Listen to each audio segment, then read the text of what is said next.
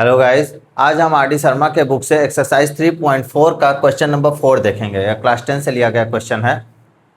हमें बुक में बोला गया है कि इस क्वेश्चन को हमें क्रॉस मल्टीप्लिकेशन मेथड से सॉल्व करना है, लेकिन जैसा कि आपको पता है कि क्रॉस मल्टीप्लिकेशन मेथड आपके सिलेबस से हटा दिया गया है। तो इसको हम नॉर्मली जैसे अदर इक्वेशन सॉल्व करते हैं वैसे इसको भी सॉल्व करेंगे। ठीक है, तो हम जब इक्वेशन को सॉल्व करते हैं तो हम क्या करते हैं, कोफिशिएंट को बराबर करने की कोशिश करते हैं। ठीक है, अब इसमें अगर हम देखेंगे तो x का अगर हमें कोफिशिएंट बराबर करना है तो इसमें b से मल्टीप्लाई करेंगे, और इसमें a से मल्टीप्लाई करेंगे तो दोनों का कोफिशिएंट क्या हो जाएगा, बराबर हो जाएगा। इसी तरह अगर हम y का भी कोफिशिएंट बराबर करना चाहें तो इसमें अगर a से मल्टीप्लाई करें, ये पूरे इक्वेशन में करना पड़ेगा हमें, और इसमें b से करें पूरे इक्वेशन में, तो यहाँ पे भी ab, यहाँ पे भी ab हो जाएगा, तो y का कोफिशिएंट बराबर हो जाएगा। तो हम चाहे किसी का भी कोफिशिएंट बराबर करके इक्वेशन को सॉल्व कर सकते हैं। ठीक है, तो पहले हम इक्वेशन लिख लेते हैं। ax plus B Y equals to A square है। नेक्स्ट इक्वेशन है बी एक्स प्लस का A Y equal to B square है। ये इक्वेशन 1 हो गया, ये 2 हो गया। इक्वेशन 1 में अगर हम x का कोफिशिएंट बराबर करना चाह रहे हैं, ठीक है, तो अगर x का करें तो इसमें हमें b से मल्टीप्लाई करना पड़ेगा।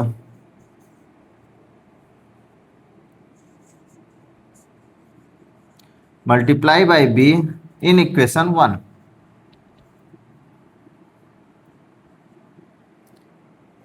तो b से मल्टीप्लाई करेंगे तो क्या मिलेगा, A X plus B Y equals to A square है, तो b से पूरे में करना पड़ेगा हमें, तो A B X plus B square Y equal to A square का b। इसको इक्वेशन 3 बना देते हैं। इसी तरह से हमें इक्वेशन 2 में a से मल्टीप्लाई करना पड़ेगा, multiply by a in equation 2। जब हम 2 में a से मल्टीप्लाई करेंगे तो क्या मिलेगा, देखिए, बी एक्स प्लस का A Y equal to B square, तो A B X plus A square Y equal to A B square. अब इसको हमने इक्वेशन 3 माना था तो इक्वेशन 4 मान ले। अब हम देख रहे हैं इक्वेशन 3 और इक्वेशन 4 और इक्वेशन 3 में x का जो कोफिशिएंट है वो क्या है, बराबर है। तो अब हम इसको ऐड करेंगे या सब्ट्रैक्ट करेंगे, ये देखेंगे कि जिसका कोफिशिएंट बराबर है इन दोनों का साइन कैसा है। अगर सेम है तो सब्ट्रैक्ट करेंगे, अदरवाइज ऐड करेंगे। तो सब्ट्रैक्ट इक्वेशन 4 फ्रॉम इक्वेशन 3। 3 में से 4 घटा रहे हैं तो पहले 3 लिखेंगे। A B X B square Y equal to A square B, ये इक्वेशन 3 हो गया। इक्वेशन 4 लिखेंगे, ए बी एक्स, एक्स के नीचे एक्स ही लिखते हैं, एक्स के नीचे वाई नहीं लिखते, ये करने में आसानी होती है। A square Y equal to A B square, ये इक्वेशन हमारा 4 हो गया। अब दोनों को हम सब्ट्रैक्ट करेंगे। सब्ट्रैक्ट करने में हमें पता है कि क्या करना पड़ता है, नीचे वाला जो इक्वेशन होता है उसका साइन क्या करते हैं हम लोग, चेंज कर देते हैं। मतलब अगर प्लस है तो माइनस, प्लस है तो माइनस, प्लस है तो माइनस, ये कैंसिल आउट हो गया। यहाँ से हमें क्या मिला, B square Y minus A square Y equal to A square B minus का ए बी स्क्वायर। अब यहाँ से हम देख रहे होंगे कि वाई कॉमन है, माइनस ए स्क्वायर, इधर देखेंगे ए बी दोनों में कॉमन है।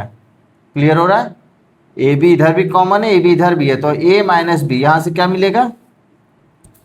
अब हमें फॉर्मूला पता है B square minus A square का क्या होता है, पहले ब्रैकेट में बी माइनस है, दूसरे ब्रैकेट में बी प्लस है। ये क्यों कर रहे हैं हम, क्योंकि ये कट जाएगा। क्लियर है, तो यहाँ से हमें आया बी माइनस है बी प्लस है। अब यहाँ से हमें माइनस कॉमन लेना पड़ेगा। क्यों हमें माइनस कॉमन लेना पड़ा, क्योंकि हमें यहाँ पे बी माइनस ए है, बी माइनस ए यहाँ है, बी माइनस ए यहाँ, तो कट जाएगा। काटने के लिए ए माइनस बी से तो कटेगा नहीं, तो हम अगर माइनस लेंगे तो ये क्या हो जाएगा, बी माइनस ए। जब हम माइनस कॉमन लेते हैं तो माइनस क्या होता है, चेंज हो जाता है अंदर साइन। मतलब अगर ए माइनस बी है और अगर इसमें से माइनस कॉमन ले तो ये क्या हो जाएगा, यहाँ पे माइनस हो जाएगा, ये प्लस हो जाएगा। क्यों हो जाएगा, क्योंकि देखिए माइनस का फिर अगर हम अंदर मल्टीप्लाई करें तो minus minus plus minus plus minus, देखिए वही आ गया ना। तो इसलिए हम माइनस अगर कॉमन लेते हैं तो अंदर का साइन चेंज हो जाता है। तो अगर माइनस ए भी करेंगे हम तो ये हो जाएगा बी माइनस ए। अब ये और ये कट गया, तो यहाँ से y की वैल्यू क्या निकल के आई, माइनस ए बी अपॉन में ए प्लस बी। क्लियर हो गया। इस y की वैल्यू को अगर हम इक्वेशन 1 में रखें, 2 में, 3, 4 किसी में भी रख देंगे तो कोई दिक्कत नहीं, किसी में रखें तो x की वैल्यू फाइंड आउट हो जाएगी। तो value of y put in equation 1 में अगर रखेंगे तो क्या आएगा, ax प्लस का by equal to A square, तो ax plus B into minus का ए बी अपॉन में a plus B equal to A square. इस पूरे टर्म को उधर ले जाएंगे हम, ए स्क्वायर बी का मल्टीप्लाई होगा यहाँ पे, तो क्या हो जाएगा ए बी स्क्वायर अपॉन में A plus B. A plus B अगर हम एलसीएम लेंगे तो ए square A plus B minus का ए बी स्क्वायर, जैसा आपको पता है ए प्लस बी आ गया। अब यहाँ से ए एक्स, यहाँ से क्या है हमारे पास ए क्यूब, यहाँ से ए क्यूब, यहाँ से पहले तो ए कॉमन ले लेते हैं, पूरा देखिए ए कॉमन है। जब ए कॉमन है तो यहाँ से क्या निकल के आया, ए प्लस बी, तो इस मल्टीप्लाई करेंगे ए स्क्वायर प्लस ए बी, और यहाँ पे माइनस का बी स्क्वायर अपॉन में ए प्लस बी। अब ए से ए कट गया तो एक्स की वैल्यू निकल के आई ए स्क्वायर प्लस का ए बी माइनस का बी स्क्वायर अपॉन में ए प्लस बी। ये x की वैल्यू फाइंड होके आई, ये y की वैल्यू फाइंड होके आई। ठीक है, एक बार और चेक कर लेते हैं।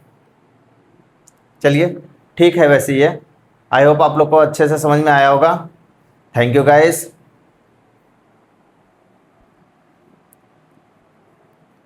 चल रहा है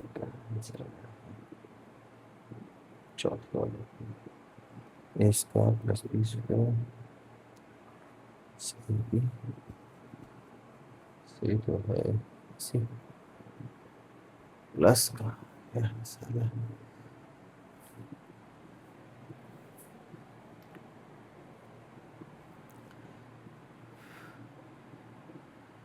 यहाँ पर आप लोगों ने